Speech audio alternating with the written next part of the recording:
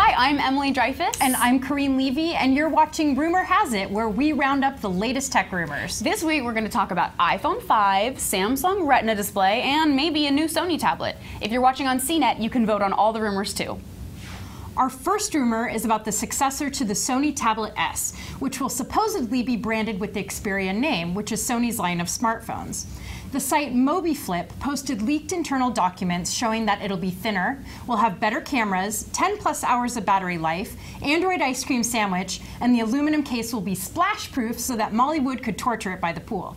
Since the Tablet S was due for an update, this rumor seems pretty legit. Now for iPhone 5 Rumor Watch. Threat level, burnt sienna, which is more serious than orange. Site iMore, citing sources who have proven right in the past, aka anonymous. Drink. Cheers. These sources say the iPhone will be released on September 12th at a special event, but won't go on sale until 9 days later. The soothsayers don't stop there. Their pièce de résistance is the prediction that an iPad mini will be in attendance at this huge event. I heard some rumblings that the iPhone was actually going to be released October 5th, which is the anniversary of Steve Jobs' death. Well, if it's October 5th or September 12th, either way, I bet that it's going to be available the same day as the announcement. Our third rumor will make fans of our old podcast very happy.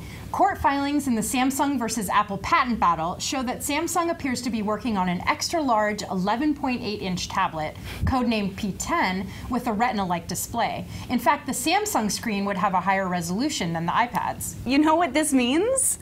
That the Samsung Retina display that we predicted on episode 12 of the podcast may actually become a reality.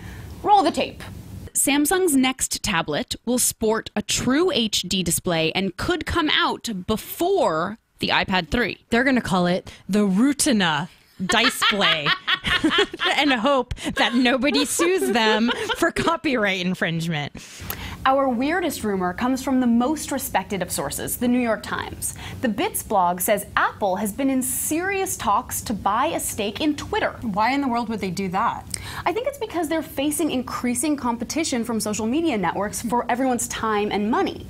If Apple can get you on its own network, it just drives more people to iOS. The easiest way would be to buy an existing social network, which Apple tried when it wanted to integrate Ping with Facebook, but failed. Now, Apple could have bought Instagram, but Facebook beat it to the punch, which leaves just Twitter as Apple's best bet for a social alliance. I personally think that this makes sense. If Apple wants to buy a social media network, Twitter is cool, Apple is cool, and by the numbers and demographics, they're both sort of exclusive clubs that cater to people who want a sleek design and interface and don't really care about a million features. There also has been a lot of Twitter integration in Apple products, and it seems likely that Apple will want to have a financial stake in Twitter so it could have control, because you know how Apple loves to have control of things and has control issues.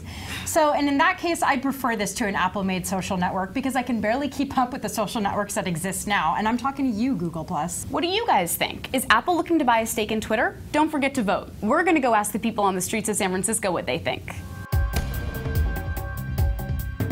Make one? No. I think everything that I've read about that story is that they just want to invest in one. I could see them doing that. Sure. Yeah, I would definitely check it out. It would be awesome. I would say no. I don't think Apple's going to. They already failed with Ping.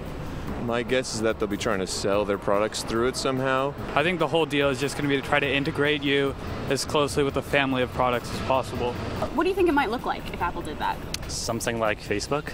Well, the people on the street actually had a lot of information about this topic, and they all seemed interested in trying out an Apple social media network. Let's go see if the CNET Council of Experts agree. The CNET Council is composed of 5 editors who cast their votes anonymously. Their opinions are not an endorsement by CNET or CBS Interactive. Obviously, because these are rumors, folks. And the CNET Council's verdict is nay. Apple is not interested in buying a stake in Twitter, according to our experts, although 3 said no and 2 said they should be. That's very interesting. Don't forget that you can meet the CNET Council in person soon. We're throwing a Rumor Has It launch party at CNET headquarters, and you could be invited. Sadly, we can't cover transportation costs, so if you can get yourself here and you want to party with us, tweet to CNET Rumor Show using the hashtag RHIParty. That's our show, everyone, and thanks to eBay, this week's sponsor. And coincidentally, where we got our vintage glassware. See you next time for more juicy tech gossip.